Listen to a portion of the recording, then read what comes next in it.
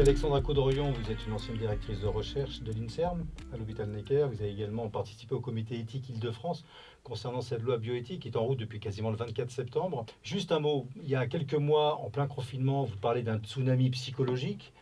Toujours est-il que dans la rue, aujourd'hui, si vous ne portez pas de masque ou si vous êtes à moins de 2 mètres d'une personne, vous risquez d'avoir des regards méchants, voire même des altercations avec des gens qui portent des masques. Ça va se terminer comment ?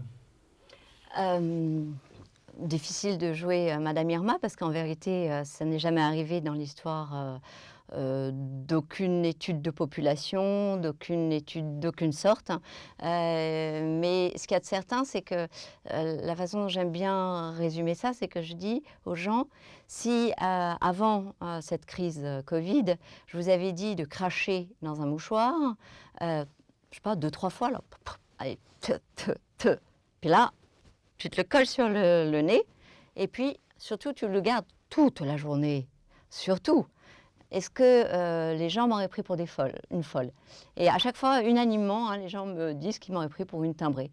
Donc c'est rassurant parce que ça veut dire quand même que spontanément, les gens savent qu'avoir une obturation de l'aération de la bouche continuelle est quelque chose qui est profondément mauvais pour eux et que de respirer leur propre miasme à longueur de temps, ce n'est pas quelque chose de souhaitable. C'est quelque chose de souhaitable quand on veut un champ stérile comme le chirurgien, comme les aides qui aident le chirurgien au bloc opératoire, et il le supporte pendant quelques heures, mais dès qu'il sort du bloc, immédiatement, il le jette. C'est d'autant plus paradoxal que c'est au moment où on découvre qu'un certain nombre de maladies qu'on dit chroniques, dont certaines peuvent quand même être soignées, donc elles ne sont pas si chroniques que ça.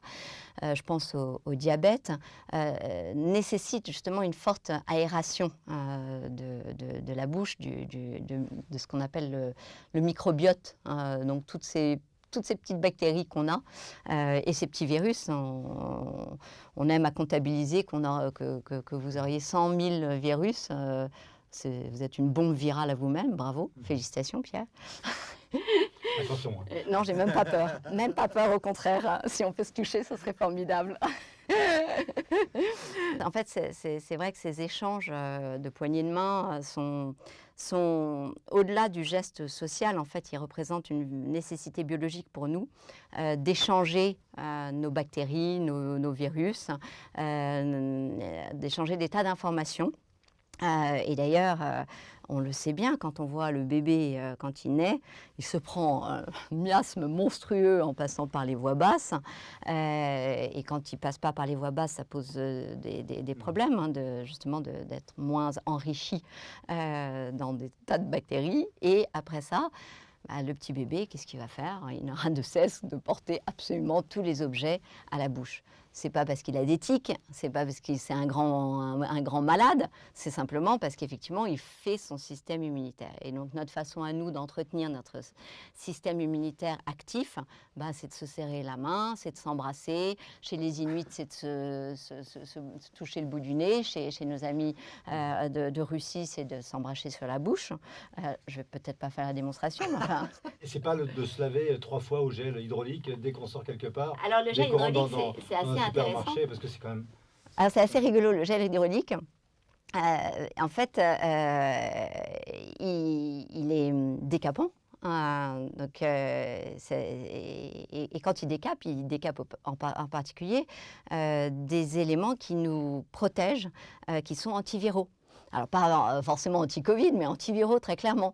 Et donc, en fait, on se décape très soigneusement les mains. Pour permettre au prochain virus... Là, allez, hop, en dermato, là, je prends. Et c'est d'autant plus intéressant, ou ironique et désagréable, que de savoir qu'en ce moment, il y a des startups qui sont en train de développer des tuniques couvertes d'acide hyaluronique qu'on synthétise naturellement pour avoir la propriété d'être antivirale. Donc, on nous décape de notre peau, de notre propre système immunitaire et parallèlement, on va nous proposer des compensations. Alors, pour les plus riches, ces habits recouverts d'acide hyaluronique. Voilà, donc c'est quand même on est tout en paradoxe. Je suis stupéfaite de voir quand on va dans un resto, euh, là on nous dit ah, surtout vous mettez un masque le temps de traverser la salle. Et là vous dites mais je crois au bas il n'y a personne qui a de masque parce qu'effectivement on n'a toujours pas compris comment on s'alimentait avec un masque. Dieu merci, parce que sinon, c'est la prochaine étape, on va nous faire bouffer avec des masques. Donc, mais voilà, en fait, on est que en paradoxe, ça n'a aucun sens. Mais comment expliquez-vous, en France, il y a des gens qui réfléchissent un petit peu. Enfin, on a tous quelques neurones, on a tous la possibilité de se renseigner. Et c'est vrai que c'est quand même saisissant de voir que, bah, on va dire des gens éduqués, entre guillemets, hein, enfin pas éduqués, attention, mais des gens qui ont un minimum de connaissances ou qui ont accès à la connaissance, eh bien, ils ont quand même deux masques dans leur voiture et tout juste, ils n'ont pas le tuba ou des palmes. Quoi. C'est impressionnant. Quoi. Et conservent le masque seul dans la voiture. Dans la voiture, oui. On l'a tous vu. On l'a tous vu. Comment expliquez-vous cette soumission quand même qui concerne pas 2 personnes, 3 personnes, mais des millions de personnes aujourd'hui? C'est quoi? Alors, ils sont contents. Enfin, il y a quoi? C'est un plaisir. C'est du. Je pense qu'il y a la valence plaisir, je ne crois pas qu'elle existe parce que c'est très désagréable de porter un masque, ça fatigue, les gens constatent. Ils sont obligés de travailler, malheureusement, ils sont obligés, ils sont dans l'obligation, je les plains énormément. Et ils se plaignent tous, ils disent qu'ils ont des maux de tête, ils disent que quand ils reviennent du travail, ils sont épuisés alors que d'habitude ils pouvaient s'occuper des enfants, etc., et qu'en fait ils sont très affaiblis, donc très affaiblis, qui dit affaibli dit encore une fois défense du système immunitaire qui descend.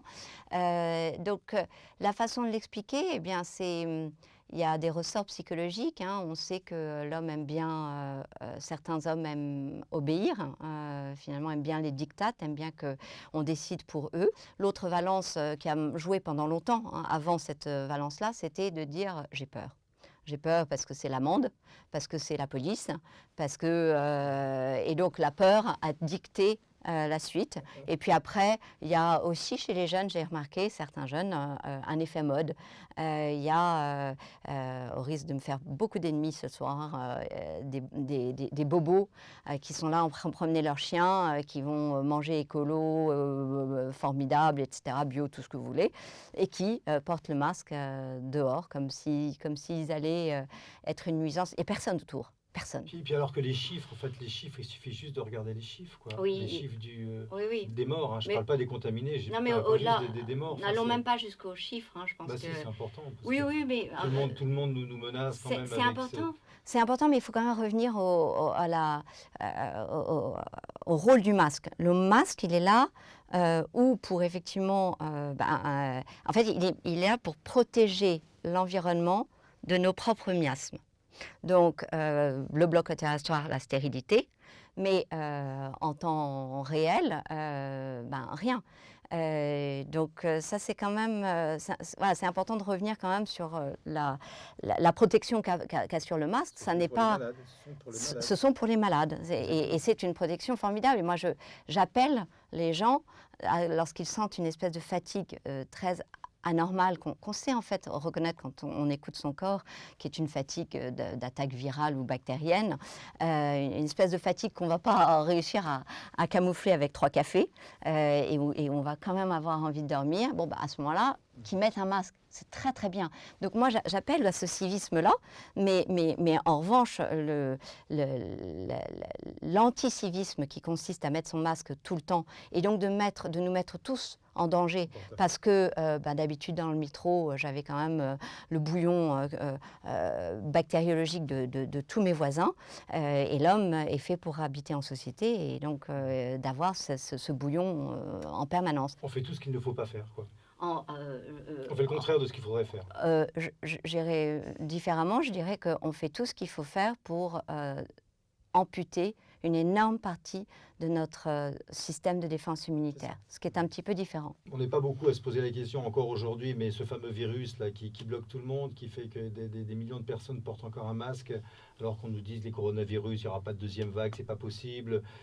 Il vient d'où ce coronavirus? Est-ce que oui ou non, l'homme aurait-il touché à ce virus ou l'aurait-il aménagé du fait et qui fait qu'aujourd'hui curieusement, il se transmet à beaucoup de monde.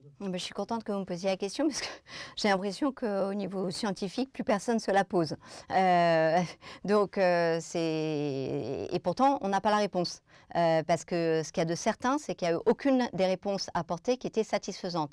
La seule chose, moi, que Personne ne l'étudie, ça veut dire que la science ne s'intéresse pas à ce virus qui tue 500 000 personnes, donc il est bien présent dans les corps. Des paradoxes, il n'y a pas que sur l'engineering du virus, il y a aussi des paradoxes sur le temps pris à autopsier complètement les corps Pourquoi il y a eu cette interdiction d'autopsier les corps apparemment? Ça a été interdit par l'OMS qui a interdit de... Les experts chinois et l'OMS ont... alors je ne sais pas si c'est l'OMS, en tout cas moi c'est les experts chinois qui avaient dit, qui ont conseillé je crois à l'OMS qu'il fallait surtout pas autopsier les morts de Covid-19 et du coup ça a fait qu'on a très maltraité ces gens. On a dit il faut surtout pas d'anticoagulants, il fallait des anticoagulants. Moi, ce que je peux vous dire au niveau génétique, c'est que si on s'amuse, ce qui est mon cas et le cas d'autres collègues, à aligner la totalité des séquences de toutes les espèces qui ont eu un coronavirus de type SARS-CoV, eh bien, elles se ressemblent beaucoup au niveau d'une fameuse protéine S. Et là, c'est super intéressant parce qu'en fait, ce SARS-CoV-2, c'est le seul qui a une séquence, comme une petite phrase, quand vous dites séquence, vous allez comprendre une petite phrase, une petite information, un petit drapeau qui confère on s'appelle gain de fonction, qui donne une fonction pour que le corps humain soit capable de le cliver. Cliver, ça veut dire de faire une modification à cette protéine S. Et ça, c'est quand même pas banal parce que c'est le seul. Il n'y a pas d'autre. Il y a eu des articles scientifiques qui ont dit, oui, mais... finalement, on a retrouvé des articles chinois, d'équipes chinoises, qui ont dit oui, mais le pangolin et la chauve-souris, il y en avait qui avaient aussi cette séquence. Et alors, quand vous regardez de quand est-ce qu'ils ont pris, quand est-ce qu'ils ont capturé leurs fameux pangolins respectivement chauve-souris, ils ont capturé dans la période où on sait désormais que le virus circulait déjà. C'est caduc. C'est un peu comme le Lancet avec l'hydroxychloroquine. Moi, je ne dirais pas c'est foireux. Je dirais simplement que quand on voit les conflits d'intérêts rapportés dans la liste des conflits d'intérêts par les auteurs eux-mêmes, on s'arrête. On ne poursuit pas la lecture et que la qualité scientifique ça je vous l'avais déjà dit, la qualité scientifique des articles sur cet épisode coronavirus est déplorable et je pèse mes mots et c'était tellement déplorable que typiquement vous avez des Lancet, des New England qui étaient quand même des... Vous voyez, moi, j'ai jamais publié ni un Lancet New England, j'en ai honte, je suis désolée, mais j'aurais adoré parce que c'est quand même la consécration pour un scientifique. Eh bien, en fait, l'article était reçu, par exemple, le 22 avril. Le 24 avril, il était accepté, ce qui veut dire quoi? Ça veut dire que d'habitude, il est envoyé à des pairs pour être évalué dans sa qualité. Là, il ne peut pas. Du 22 au 24, c'est pas possible, mathématiquement. Et le 29 avril, il était publié. Enfin, donc dans des délais de même pas une semaine, voire pire. Donc ça veut dire que la qualité scientifique n'était pas évaluée, on était dans l'urgence, on peut le comprendre. À ce moment-là, pourquoi on peut le comprendre pour ces études-là et on ne peut pas le comprendre sur la façon que le professeur Raoult, que Didier Raoult a eu de mettre en œuvre ces traitements immédiatement. Vous voyez, c'est deux poids deux mesures encore une fois. Il y a urgence ou il n'y a pas urgence? Cette loi va être votée, cette loi sur la bioéthique va être votée dans combien de temps à peu près? Ils ont dit fin juillet, avant fin juillet. Fin juillet. La loi est votée avant fin juillet. Avant fin juillet. Comment expliquez-vous que, on a l'impression que vous êtes la seule à crier un petit peu dans les médias sur cette loi, qu'il n'y a pas beaucoup, il n'y a personne qui ne bouge. même à la rigueur, même au niveau des grandes autorités et des institutions qui Oui, oui. pourraient... La qui couverture pourraient- médiatique c'est... est, on va dire, Comment expliquez-vous asymptotique. ce silence Zéro. coupable, ce silence complice, c'est Oui, quoi? alors que, vous voyez, par exemple, pour ne pas les nommer, l'IB, ils avaient été top, ils avaient couvert les premières discussions, ils avaient dit la PMA pour toute, l'arbre qui cache cette forêt, etc., qui cache la forêt. Donc ils avaient vu à l'avance. Et bien là, rien. Rien. Alors peut-être parce qu'on est toujours dans le Covid et effectivement, on ne va pas leur jeter à pierre. C'est-à-dire qu'en fait, ils sont sur des dynamiques de besoins de nos concitoyens qui sont autres que la fameuse urgence sanitaire qui consiste à faire des chimères homme-animal et du clonage humain, je le redis, en urgence. Je pense que c'est ça. Ils sont médiatiquement lancés sur autre chose. Ils se disent, oh là là, on ne va pas revenir sur de la PMA pour toutes parce que le problème, c'est qu'effectivement, on a tout mis le focus sur PMA pour toutes. Mais encore une fois, vous avez bien vu que c'est l'arbre qui cache la forêt. Mais quand on s'attaque aux origines de l'homme, ça doit intéresser les grands représentants de toutes les religions, que ce soit les musulmans, Oui. les juifs, les chrétiens. Oui.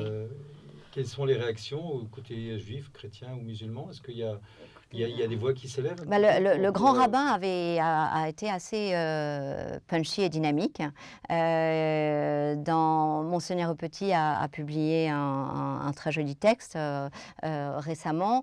Je crois que c'est dans le Figaro. Ça reste juste un écrit, quoi. C'est pas... Oui, c'est ça. C'est-à-dire qu'en fait, voilà, c'est-à-dire que les médias, la couverture médiatique n'existe pas moi, j'ai vu à la réouverture des discussions sur les textes, j'ai vu le Figaro, j'ai vu La Croix, j'ai vu, enfin, vous voyez, on est quand même très, très, très fichés. J'ai vu Valeurs Actuelles. Voilà. Donc, en fait, à part ces... j'ai vu Famille chrétienne. Voilà, donc vous voyez, en fait, et tous les autres, c'est quand même, moi je ne comprends pas que les Échos ne fassent pas un dossier. Le Monde a fait... Les Échos, parce qu'en fait, business-wise, le Monde, où j'avais pu, en d'autres temps, publier des tribunes qui justement dénonçaient l'aspect business de ces mesures. En fait, on est derrière, c'est caché, enfin caché, pas très caché, c'est un business terrible. C'est que c'est un business juteux à venir pour longtemps, parce que si on en croit le professeur Aitken de l'Université de Newcastle en Australie, qui est probablement le plus fort en biologie de la reproduction, en tout cas une des pointes, lui dit il faut quand même comprendre qu'on fait des générations par ces techniques d'enfants infertiles, notamment les garçons, parce qu'effectivement, on force finalement l'entrée d'un spermatozoïde qui ne serait pas forcément rentré et qui du coup n'auront d'autre recours que d'avoir eux-mêmes recours à alors je n'aime pas le mot procréation médicalement assistée, je vais dire technologie de reproduction assistée, à ces techniques-là, et à aucun moment on n'en parle non plus aux parents. Donc c'est des décisions qui doivent être éclairées. Ils doivent savoir qu'un certain nombre de maladies épigénétiques sont augmentées dans l'incidence de 3 à 4 fois quand on a recours à ces techniques. C'est-à-dire que pourquoi on ne les informe pas pour les stresser davantage, mais pour que justement eux-mêmes surveillent leur enfant d'arrivée de certains cancers qu'on sait maintenant liés à ces techniques de reproduction assistée.